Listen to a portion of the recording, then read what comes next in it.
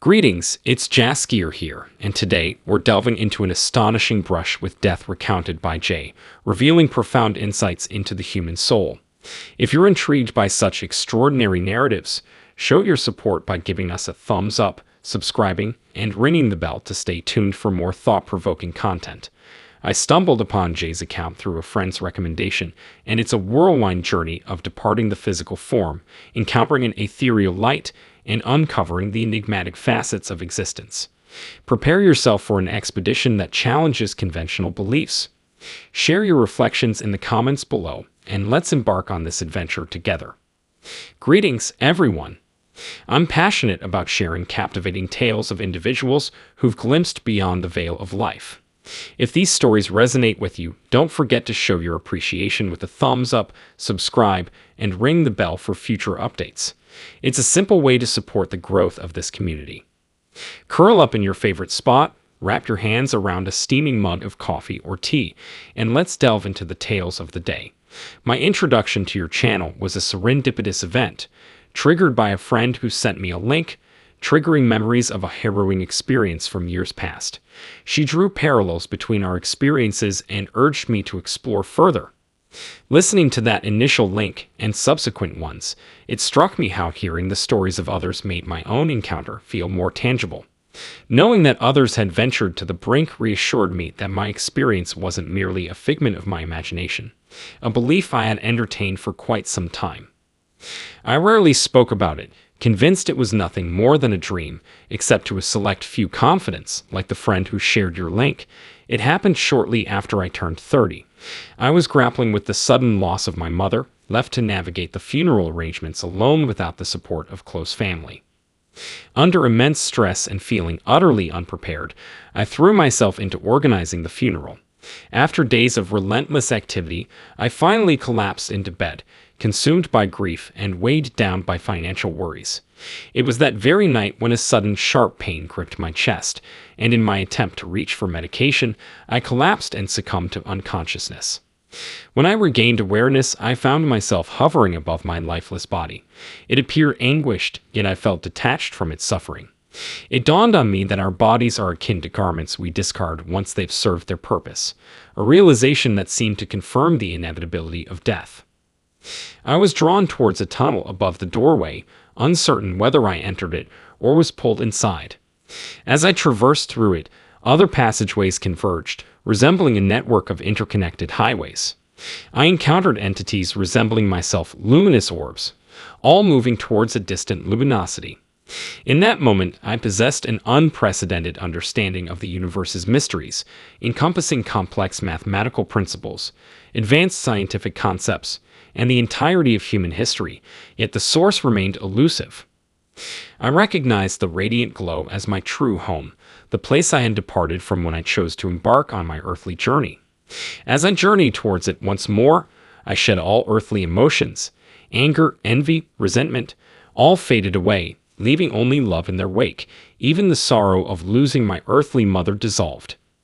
Upon reaching the radiant source, which transcended mere illumination to embody eternity itself, an overwhelming surge of love permeated through me like an inexhaustible wellspring. Just when I believed I had reached the pinnacle of love, it continued to flow endlessly. Time lost its relevance in the presence of the light, fluctuating unpredictably, rendering notions of minutes or centuries inconsequential. The light was not merely a source but an embodiment of eternity, transcending the constraints of time. As I merged with the luminous essence, my individuality dissolved into a collective consciousness. I sensed countless other light orbs undergoing a similar assimilation. Suddenly, I was abruptly drawn away from the light, finding myself in a vast, immaculately white expanse devoid of discernible boundaries. No doors, no windows, no walls, no ceilings. It was impossible to determine where it began or ended. All I yearned for was to return to the radiant source, my true home. The timeless ambience of the room made it difficult to gauge the duration of my confinement. There was no hunger, no thirst, only a profound sense of existence. To occupy myself, I engaged in futile attempts to locate a boundary and later immersed myself in mathematical calculations, striving to comprehend everything.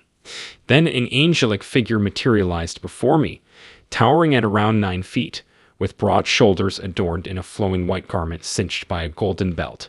He greeted me with a seemingly casual remark, "You again." His words caught me off guard. "What do you mean, me again?" I inquired. "You have been here before.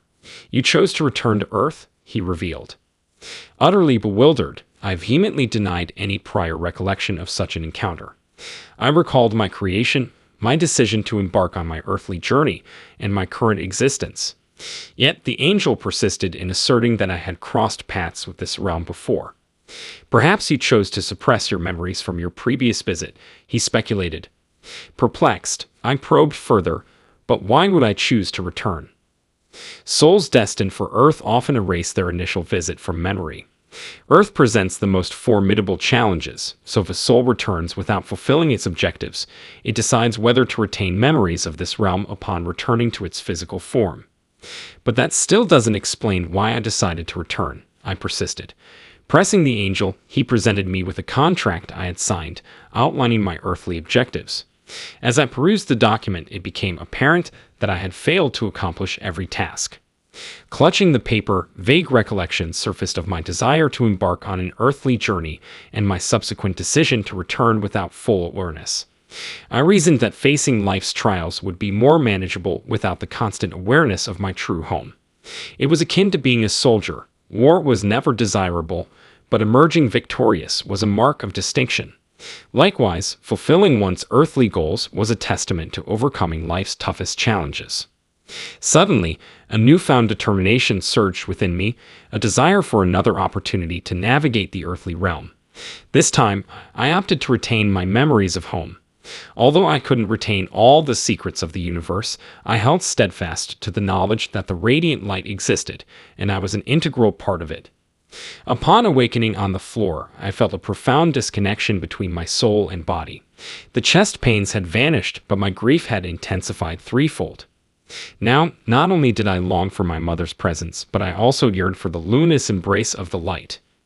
Plunged into a deeper abyss of despair than ever before, I found myself unable to eat, sleep, or function adequately. The duration of this dark period remains uncertain, but eventually it began to wane. I began to entertain doubts, questioning whether the afterlife encounter was merely a figment of my imagination. Over the years, I shared my story with friends, eliciting a range of responses, from dismissing it as a dream to attributing it to head trauma. However, one friend remained steadfast in their belief that it was a near-death experience, leading me to discover your channel. Now I am convinced of the reality of what I witnessed, finding solace in the knowledge that my mother has transitioned to a place of serenity.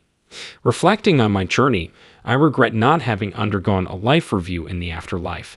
It might have provided invaluable insights into my earthly tasks. Although I remember the objectives I am striving to achieve, I am hesitant to divulge these personal struggles to the world. They are challenges meant for me to confront alone. Apologies for the lengthy email. I wanted to include as much detail as possible. It's worth noting that the conversation with the angel occurred telepathically, a detail I overlooked. Additionally, my recollection of events may be somewhat hazy, considering they transpired decades ago. Please take this account with a grain of salt. Wishing you and your loved ones blessings, Jay.